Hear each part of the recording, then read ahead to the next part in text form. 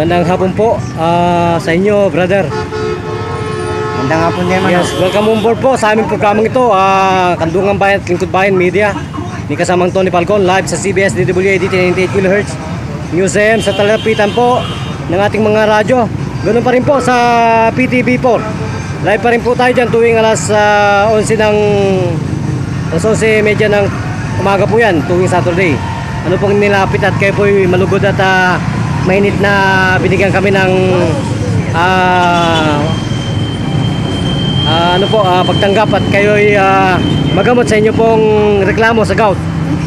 Ano pong nangyari sa inyong buhay? Bakit po nahirapan kayo lumakad? Gawa nga ho ng paa kong masakit.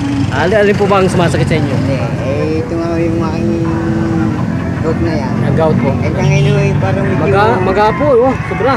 Oo. Lalo na isang araw yan. Sobrang maga, brother, grabe. So nakailan na po kayong tabletas na ininom? Aba, siguro nasa mga 5 piraso na. Simula kang sumakit. Oh. So ano pong tingin ninyo? Ilang pong minuto kayo napagaling na ating programa? Yung mga 5 minutes. 5 minutes po. So ilang pong taon na kayong binabagabag niyan?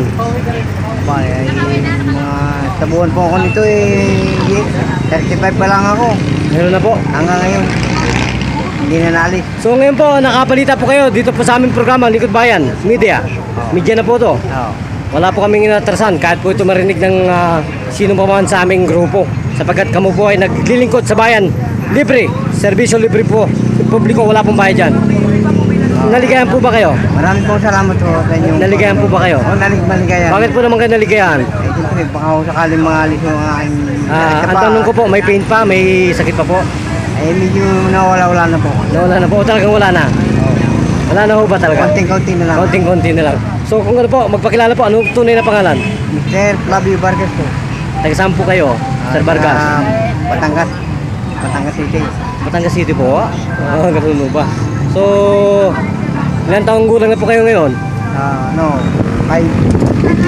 53. So ngayon po kayo nakatalos at nakabalita po ng ganitong programa. Ano pong inyo masasabi sa aming ginagawang ganito pong pagbibigay serbisyo libre publiko sa atin pong katulad ninyong naghahanap ng tunay na kasagutan sa pangkalusugan natin? Para po, nagpapasalamat po sa inyong paglilingkod dahil baka sakaling magawa nyo na para na maalis yung sakit ng paa ko. Alam po ba ninyo na isa yan sa mga killer ngayong panahon? Okay, oo naman. Ano po yan? Yung vascular po yan. Lahat po ng pain, vascular yan. Puso kagad. Pagmamara po ng ating pong mga ugat. Nagkakaroon po yung mga vasodilation, mga infection at saka inflammation. Yan po ang nakakamatay. So nasa inyo po ang pagkakataon para po magpasalamat sa ating pong programa. Sige po.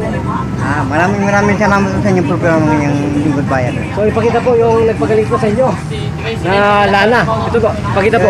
Lalong-lalo na din sa inyong panghaplas na ito na may pangalan na Lana. Opo. Ano pong masasabi ninyo dyan? Kano po kahusay? Medyo mahusay din yun. Mahusay. So ilang pong minuto kayo nakaramdam ng kagalingan?